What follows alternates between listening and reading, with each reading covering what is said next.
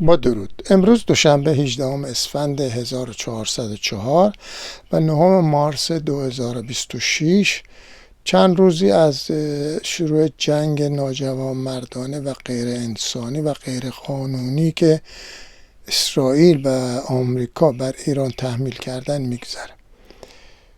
من الان نمیخوام روی مسائل جنگی بپردازم و موقعیت جنگی، فقط کوتاه میگم که از همون 2 روز اول معلوم بود که اینا شکست خوردن و بعد اینکه اینها بعد از اون 2-3 روز اول که خامنه‌ای و ارتشی‌ها رو، سران ارتش رو کشتن، دیگه همچین کارهایی نتونستن انجام بدن یا انجام ندادن. به این دلیل بود که اینها پلان بی نداشتن. یعنی اینا فکر میکردن که در همون 1-2 روز اول با کشتن خامنه‌ای و رهبران ارتش در کشور یک آشفتگی ایجاد میشه و همه چیز به هم میریزه، اینا پیروز میشن، تمام میشه. ولی این اتفاق نیفتاد. اونا سیستمشون رو ریخته بودن، برنامه رو ریخته بودن و کارا ادامه پیدا کرد و در همون 1-2 روز اول من گفتم که اینا نظر نظامی شکست خوردن. بله، شکست خورده بودن و الان این شکست داره بدتر میشه. الان من نمیخوام راجع به مسائل صحبت کنم، بلکه بیشتر میخوام راجع به مسائل سیاسی صحبت بکنم، چون به هر صورت این آخر کار سیاست است که مسائل حل میکنه و ابتدا هم سیاست بود که باعث جنگ شد. سیاست هم متأثر از مسائل مالیه، چون میدونیم غرب سرمایه‌داری، دموکراسی و این حرفای مزخرف برای آدمای ساده لوح زده میشه، وگرنه خود غربی‌ها میدونن که اینجا دموکراسی نیست، اینجا سرمایه‌داریه و سرمایه‌دار تعیین میکنه، سرمایه‌دار هم برای منافع خودش تعیین میکنه. به طور مشخص الان ترامپ اومده همه چیز رو روشن کرده دیگه. ساده ترین آدم و کم سوادترین و کم عقل ترین هم میتونه متوجه بشه که برنامه‌های ترامپ برای منافع خودش و اون اطرافیان خودش هستش. خب پس سیاست تعیین کننده است. در سیاست اینا منافع اون طبقه حاکم رو در نظر میگیرن که باید چه کار بکنن که منافعشون بیشتر بشه و ارتش هم حامی اون هست. بله. و مسئله مهم این که الان اینا وسیله بانک ها هم خیلی دارن کنترل میکنن و های تک هم اومده این وسط. خب حالا من میخوام یه مقداری مثلا یه زاویه دیگه هم نگاه بکنم. ببینید، روابط میان کشورها خیلی تعیین کننده است. ایران الان به کشورهای حاشیه خلیج فارس تقریبا به همشون حمله کرده، ولی به امارات و بحرین و کویت بیشتر. کویت یه جوری ظاهرا بیطرف بود، قطر ظاهرا طرف ایران بود، دبی تمام تجارت ایران و تعیین دلار، نرخ دلار با اونجا بود و عربستان یک جوری این اواخر خیلی بهتر از اینا سیاسی با کار میکرد. حالا چطور شد؟ خب معلومه شما وقتی پایگاه دادید به آمریکا که به ایران حمله بکنه در زمان جنگ، باید اون پایگاه رو بزنه، باید شما رو هم بزنه که بهش دارید اسلحه میدید، مهمات میدید، پایگاه میدید، تمام لوجستیک رو دارید میدید، امکانات میدید که به ایران حمله بکنه.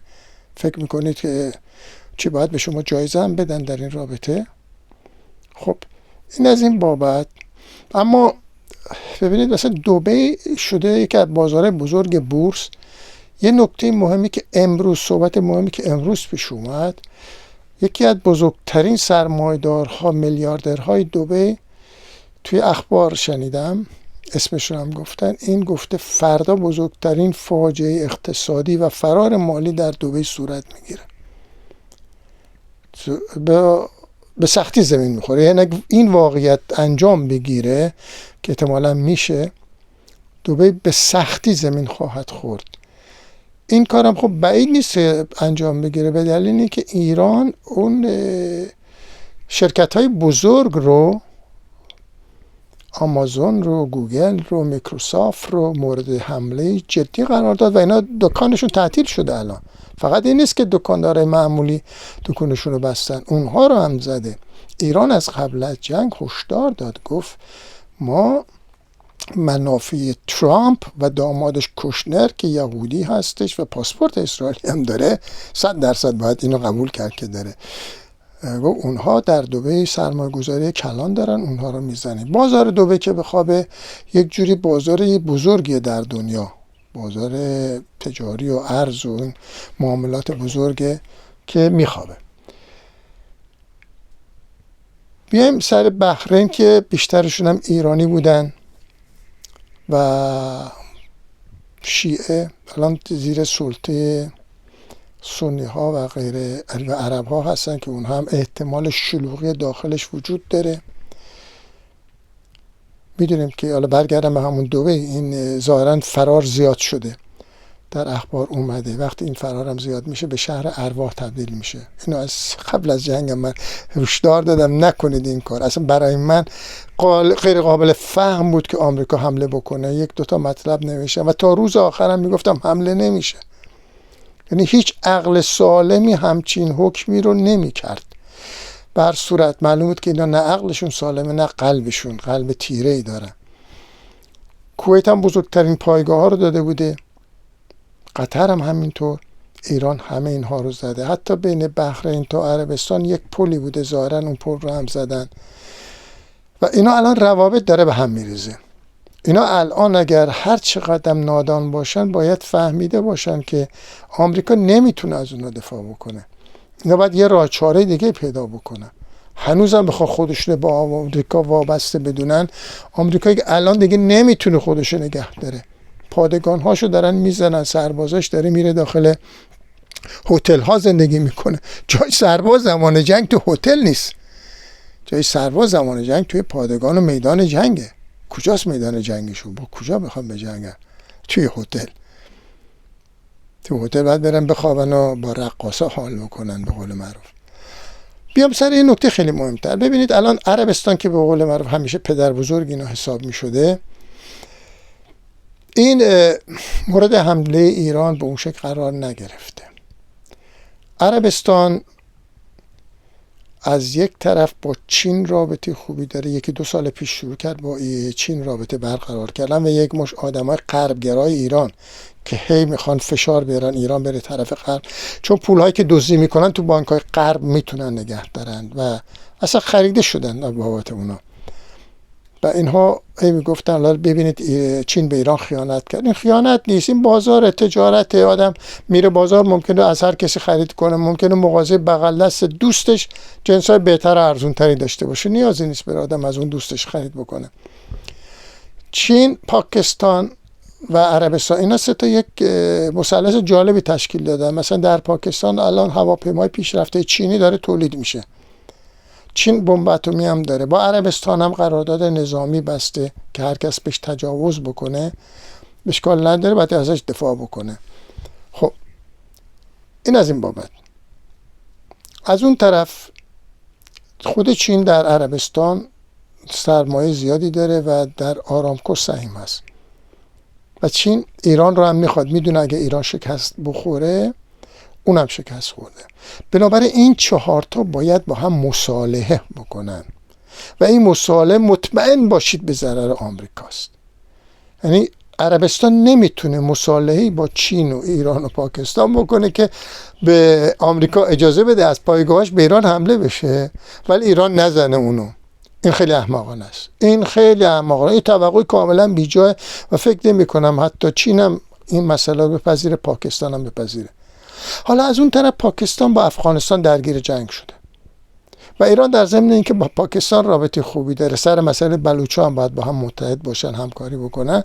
ایران با افغانستان هم الان رابطه خوبی داره و صحبت‌ها ظاهرا سر اینه که تو همین شرایط جنگی یک جوری مستشارای نظامی ایران تو افغانستان دارن بهشون خط میدن. از طرف دیگه پاکستان با ترکیه و آذربایجان یک سری روابط نزدیک خاص داره که اگه اینا درگیر بشن ایران با پاکستان، باید مثلا ترکیه از اون حمایت کنه. اما ترکیه به ایران احتیاج داره چون ترکیه پاش در سوریه گیر هست به خاطر مسئله کردا فقط در این وسط اکثریتشون اون وسط طرف اسرائیل هستن به خاطر اینکه فکر میکنن اسرائیل به اونا کشور میده. ولی مشکل کردا اینه که درون خودشون خیلی مشکل است. یعنی من الان تو شهر خودمونم دارم میبینم کردهای عراق و ترکیه و ایران و این سوریه اصلا همدیگه رو هم نمیشناسن. من بیشتر از اونا هم اینا رو میشناسم و باشون رابطه دارم. اینا هیچ وقت هم با هم کنار نخواهن اومد. حالا در یه جایی میرن اسرائیلی عده‌شون رو جمع میکنه، ولی همین چند روز پیش بود پیامی اومد که طرفدارای عبدالله اوجلان، نیروهای عبدالله اوجلان اومدن با ایران مذاکره داشتن و اگر تو کردا توسط اسرائیل در یک قسمت کشور بشن، استقلال بگیرن، مرحله بعدی میان سراغ ترکیه. در ایران منطقه‌اش خیلی کوچیک هستش. خب پس این پیچیدگی رو داریم میبینیم که به چه صورت هست. کار به این آسونی حل نمیشه. یعنی در این حالی که ترکیه یک سری روابط میخواد با اسرائیل داشته باشه و آذربایجان به ترکیه نفت میده و امکانات میده، از اون با هم خیلی هم مشکل داره. یعنی اینجوری نیست که فقط آدم یک طرف قضیه رو ببینه. برای یک تحلیل سیاسی و برای اینکه حتی به نتیجه نهایی جنگ برسه، باید اینها رو، این نکات رو بدونه. حالا از اون طرف میم رابطه اروپا با آمریکا که میبینیم چقدر خراب شده. ترامپ که اومد و با این کاری که کرد و بعد بدترین قسمتش در همون قسمت اوکراین پیش اومد. ترامپ چیزی نوشت، قراردادی با اوکراین نوشت و یک جوری شده که اگه جنگ تمام بشه تقریبا اون قسمتی که دست روسیه است که هست، بقیه دست آمریکا میفته و همه منابع و چیزاش برای آمریکا میشه. خب این برای اروپا خوب نیست. ترامپ میخواست جنگ تمام بشه ولی اروپا به همین خاطر نمیخواست جنگ تمام بشه. ضمن اینکه اروپا الان میخواد اسلحه‌اش هم بفروشه، اسلحه‌های به در نخور و کونه که در انبارات داره خالی بکنه و با پول ما مردمی. من الان سوئد زندگی میکنم، با پول مردمی که در سوئد هستن، مثلا با مالیات ما میرن از پادگان ها اسلحه میخرن میفرستن اونجا. از آلمان هم همینطور، فرانسه هم همینطور، انگلیس هم همینطور. مالیات مردمشون رو به جای که به خود مردم بدن، میدن برای پول اسلحه. خب اروپا هم با اونا مشکل داره. حالا میایم سر پدر بزرگ همه اینا، آمریکا که روی اینا هم نفوذ داره. الان آمریکا و اروپا رو در روی هم قرار گرفتن به شکل خیلی عجیب غریبی که مثلا دیدیم در جریان گرونلند حتی اینا هواپیما فرستادن، هواپیمای جنگی دیگه از مسئله ابتدایی درگیری بالاتر میره. حالا در خود آمریکا نگاه میکنیم، دو حزب دموکرات و جمهوری خواه شدیداً روبرو هم قرار گرفتن که دیگه به افشاگری شدید و در مقابل این جنگی که صورت گرفته کاملا رو در روی هم قرار گرفتن. که در رأیگیری اخیری که برای کنگره بود، کجا بود، همین چند روز قبل بود، همه دموکرات‌ها بر علیه جمهوری خواه رأی دادن و اونا هم مجبور بودن به رئیس جمهورشون رأی بدن. 52% در مقابل 48%. ولی داستان تمام شده نیست.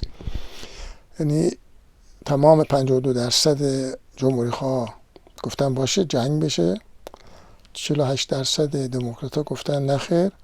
ولی در درون مردم اونایی که مخالف جنگ هستن بیشترن. حالا اینو نگاه بکنه، درون هر دوتا یهودی ها هستن، درون هر دوتا هستن. یعنی یهودی ها کاملا رو در روی هم هستن. من چند وقت پیش بود یک مطلبی نوشتم که درگیری پیرمردای یهودی که کسینجر بود و جورج سوروس، اینا رو در روی هم قرار گرفته بودن. اینجا بگم که اگر علاقه‌مند هستید بیشتر این مطالب رو بدونید، کافیه که در گوگل بنویسید حسن بایگان. اسم من حسن بایگانه، محمد حسن بایگان. من معمولا می‌نویسم میم حسن بایگان. خب محمد حسن میگم برای اینکه یه موقع شاید کسی دیگه به اسم شنیدم، یه کسی به اسم حسن بایگان بوده در مشهد که طلای تقلبی چاپ کرده، درست کرده و ضرب کرده. با اون اصلا ارتباطی ندارم، اصلا نمیدونم کی هستش. من محمد حسن بایگان هستم. در گوگل میتونید بقیه مطالب من رو بخونید. این اختلاف بین یهودی ها اصل اساس کاره که اینا رو داره میشکونه.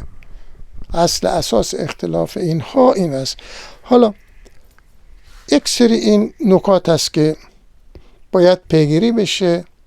ببینید مثلا فرض بکنید یک نکته خیلی مهم هست که حدود 51 سال پیش قراردادی بین آمریکا و عربستان سعودی نوشته شد که نفت بر مبنای دلار فروخته بشه، که دلار نفتی به حساب می اومد. 1-2 سال پیش که اون 50 سال تمام شد دیگه عربستان اونو تمدید نکرد. این یک ضربه بزرگ به سلطه دلار بود و بعد عربستان شروع کرد با چین بر مبنای پول یوان چین معامله کردن. این حرکت عربستان در تقویت چین و در تضعیف آمریکا خیلی قوی تر از اون حرکتایی بود که در ایران صورت میگیره و این غربگرایان میشه گفت به نوعی خائن به ایران و اقتصاد ایران دائم اینو به شکل دیگه نشون میدادن و چون خامنه ای بر علیه اسرائیل بود دائم میگفتن مرگ بر دیکتاتور، در حالی که اصلا مسئله اینجور نیست. به هر صورت من باز هم صحبت خواهم کرد راجع به این جریانات. به همینجا اکتفا میکنم و شما را به برنامه آینده ارجاع میدم. حسن بایگان هستم از اوپسالا، سوئد.